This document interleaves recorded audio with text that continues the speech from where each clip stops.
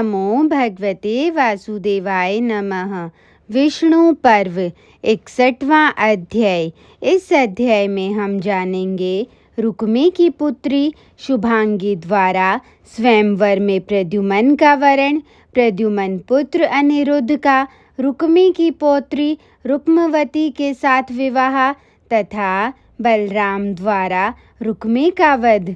वैशंपायन जी कहते हैं, जन्मेजय तदंतर दीर्घ काल व्यतीत हो जाने के पश्चात शत्रुओं का दमन करने वाले पराक्रमी वीर रुक्मी ने अपनी पुत्री का स्वयंवर रचाया। उसमें रुक्मी का बुलावा पाकर विभिन्न दिशाओं से बहुतेरे महापराक्रमी श्री संपन्न राजा और राजकुमार आए। वहाँ बहुत से अन्य यदु कुमारों के साथ प्रद्युम्न भी आए थे। रुक्मी की कन्या उन्हें चाहती थी और प्रद्युम्न भी उस शुभलोचना राजकुमारी को पाने की इच्छा रखते थे। उस विदर्भ राजकुमारी का नाम था शुभांगी। वह कांति और शोभा से संपन्न थी। रुक्मी की वह कन्या उन दिनों अपने रूप सौंदर्य के लिए समस्त भूमंडल में विख्यात थी। जब सभी महामनस्वी भूपाल स्वयंवर सभा में बैठ गए, तब उस विदर्भ राजकुमारी ने आकर शत्रुसूदन प्रद्युम्न का वरण कर लिया। प्रद्युम्न संपूर्ण अस्त्रों के ज्ञान एवं प्रयोग में कुशल थे। उनका शरीर सिंह के समान सुदृढ़ था। वे नवयुवक थे। रूप में श्री कृष्ण के उस पुत्र की समानता करने वाला संसार में दूसरा कोई नहीं था। वह राजकुमारी भी नई अवस्था, सुंदर रूप और उत्तम गुणों से संपन्न थी। जैसे नारायणी इंद्रसेना अपने पति महर्षि मुद्गल के प्रति प्रेम करती थी, उसी प्रकार शुभांगी भी प्रद्युम्न के प्रति अनुरक्त थी। स्वयंवर समाप्त हो जाने पर सब राजा अपने अपने नगर को चले गए और प्रद्युम्न उस विदर्भ राजकुमारी को साथ लेकर द्वारका चले आए। वीर प्रद्युम्न उसके साथ उसी प्रकार रमण करने लगे जैसे राजा नल दमयंती के साथ करते थे। उन्होंने वैदर्भी के गर्भ से देव कुमार के समान तेजस्वी पुत्र को जन्म दिया। उसका नाम था अनिरुद्ध। वह अपने पराक्रम पूर्ण कार्य द्वारा भूमंडल में अनुपम वीर माना जाता था।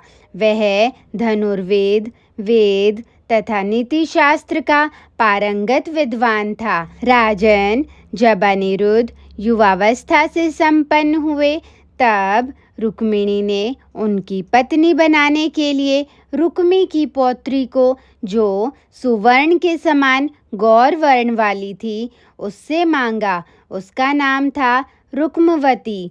जन्मेजय राजा रुक्मी अनिरुद्ध के गुणों से ही आकृष्ट होकर अपनी पौत्री का विवाह उनके साथ करना चाहता था।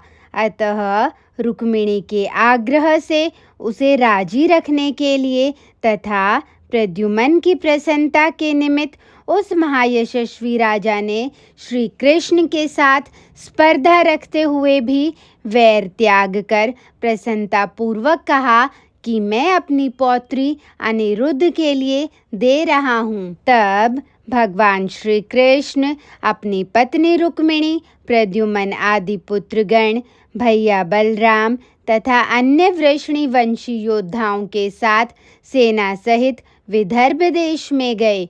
उस विवाह उत्सव में रुक्मी के भाई बंधु और सुहृद नरेश भी उसका निमंत्रण पाकर वहां आए थे। महाराज, शुभ तिथि तथा उत्तम नक्षत्र में अनिरुद्ध का वह परम उत्सव में विवाह कार्य संपन्न हुआ।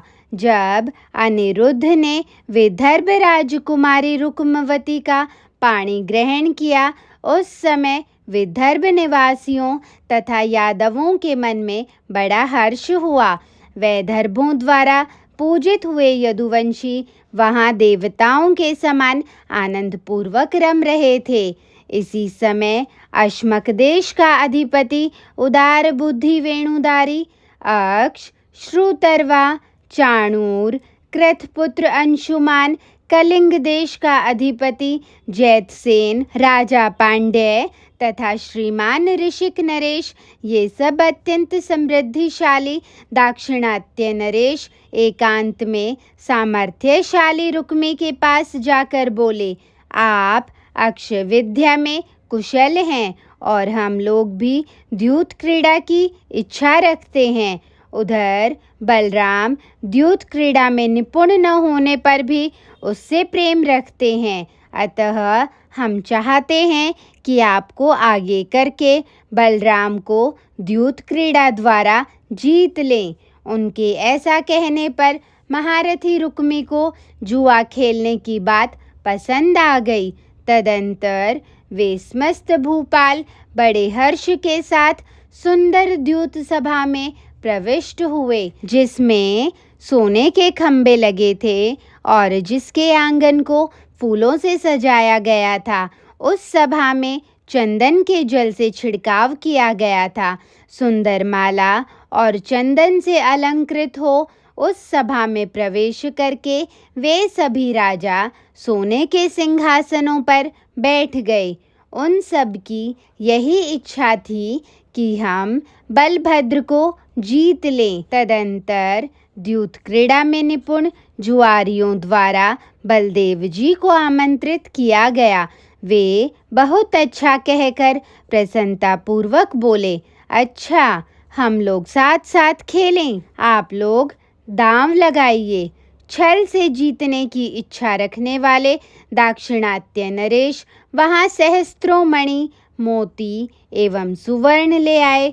फिर तो उनमें द्यूत आरंभ हुआ, जो पारस्परिक प्रेम का नाश करने वाला एवं कलह का घोर स्थान है तथा दुर्बुद्धि पुरुषों का संहार करने वाला है। बलदेव जी ने रुक्मी के साथ जुआ खेलते समय पहले 10,000 सोने की मोहरें दांव पर रखी। महाबली बलदेव जीतने का प्रयत्न करते ही रह गए, परंतु रुक्मी ने उस दांव को जीत लिया।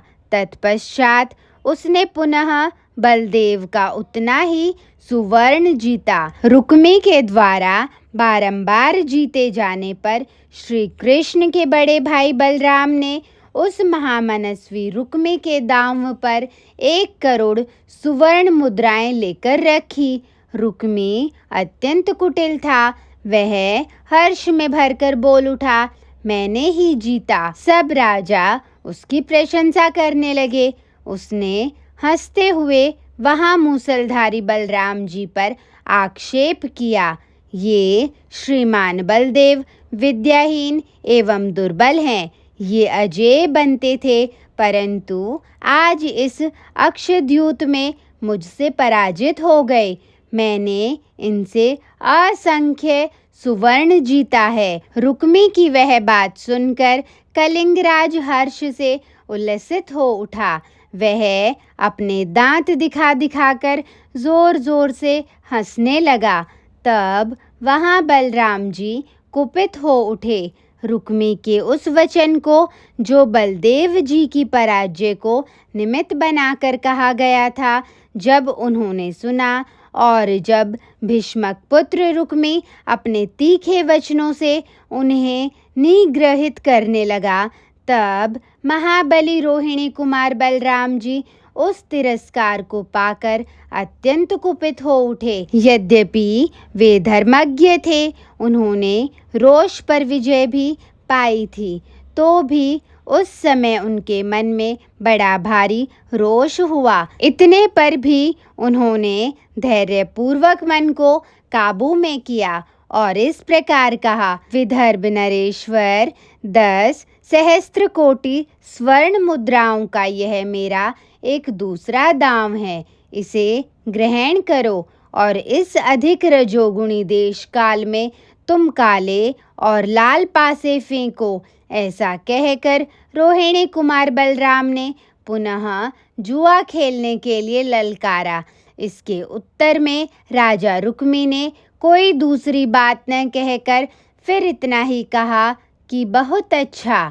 इसके बाद उसने हर्षपूर्वक पासे फेंके। उस समय 4 अंक वाला पासा गिरा। उसके अनुसार बलदेव जी ने धर्मतः उसे हरा दिया था। तो भी उस नरेश्वर ने बलदेव जी से यही कहा कि आपकी विजय नहीं हुई है। बलराम जी ने पुनः अपने मन को धैर्यपूर्वक काबू में करके कोई बात नहीं कही। तब रुक्मी ने मुस्कुराते हुए बलराम जी से कहा, यह दांव भी मैंने ही जीता है।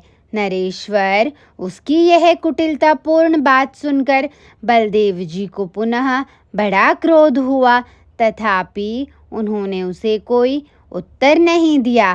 तब गंभीर घोष के साथ वहां आकाशवाणी हुई, जो महात्मा बलदेव के क्रोध को बढ़ाने वाली थी। श्रीमान बलदेव जी सत्य कहते हैं, यह रुक्मी धर्मतः पराजित हो चुका है। यद्यपि इसने दांव लगाते समय कोई बात नहीं कही थी, तो भी इसने जो पासा फेंकने आदि का कर्म किया, उससे उस दांव में इसका सहयोग स्वतः सिद्ध हो जाता है। इसने मन से उस दांव को स्वीकार कर लिया था, ऐसा समझना चाहिए। आकाश से सुंदर ढंग से कहा गया यह यथार्थ वचन सुनकर बलवान संकर्षण उठकर खड़े हो गए और उन्होंने सोने के बने हुए विशाल अष्टापद के द्वारा रुक्मिणी के बड़े भाई रुक्मी को पृथ्वी पर मार गिराया। विवाद में कुपित हुए यदुनंदन बलराम ने अपने ऊपर आक्षेप करने वाले रुक्मी को पटक कर अष्टापद से ही मार डाला। वहां से हटकर अत्यंत क्रोध में भरे हुए संकर्षण ने कलिंगराज जैतसेन के सारे दांत तोड़ डाले तथा रोष से वे सिंह के समान दहाड़ने लगे। इसके बाद उन्होंने तलवार उठाकर समस्त राजाओं को भयभीत कर दिया। फिर द्यूत सभा के सुवर्णमय खंभ को उखाड़कर बलवानों में श्रेष्ठ बलराम जी आगे बढ़े।